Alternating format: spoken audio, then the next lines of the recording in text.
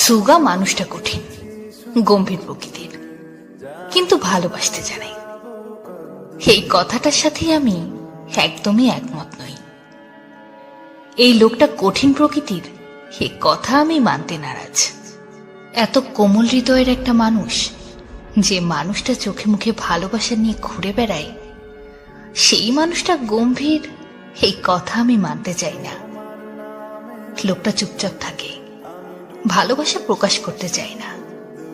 হয়তো চায় না, কিন্তু না চাইলেও প্রতিনিয়ত যে মানুষটার ভালোবাসা এমনিতেই চোখে পড়ে যায়, সে মানুষটা শক্ত প্রকৃতির হয় কি করে?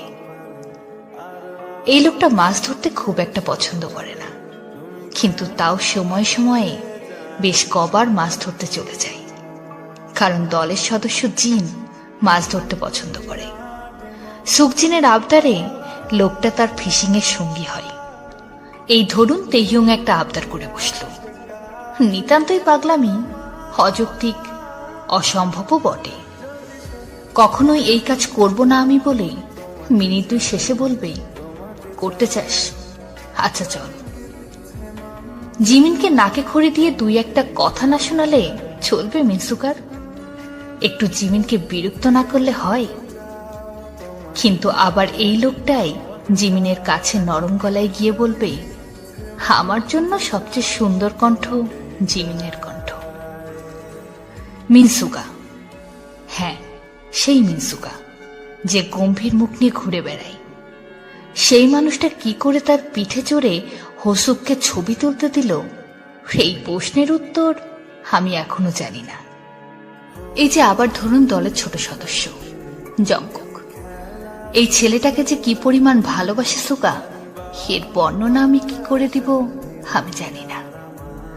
শুধু মনে পড়ছে একটা সুন্দর দৃশ্যের কথা, যেখানে সুগা জঙ্কুকের দিকে মায়া মায়া করে তাকিয়ে বলেছিল, জঙ্কুক খেলে তার খাওয়া হয়ে যাবে।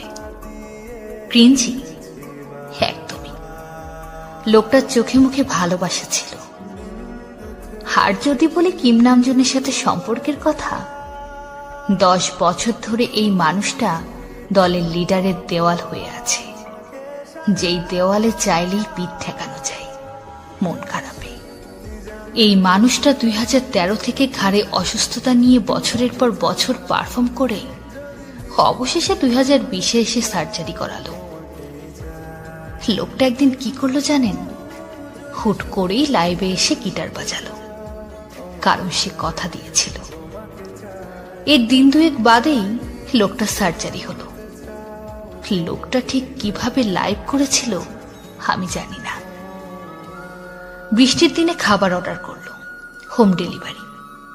সুন্দর করে নোট করে লিখে দিল, বৃষ্টির দিন, ধীরে সুস্থে এসো, জলদি নেই কোনো, সাবধানে বাইক চালিয়ে এসো।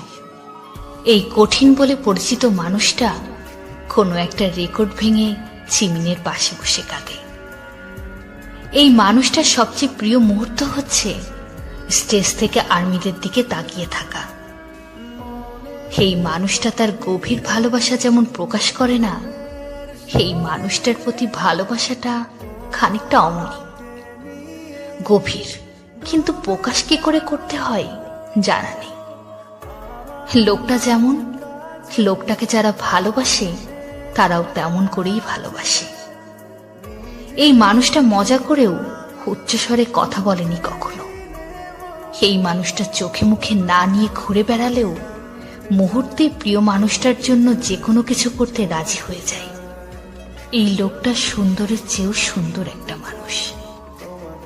এই মানুষটা ভালো থাকুক, যত্নে থাকুক। আমি মানুষ সুগার গল্প করলাম, একদিন না হয় গানের সুগারও গল্প করা যাবে।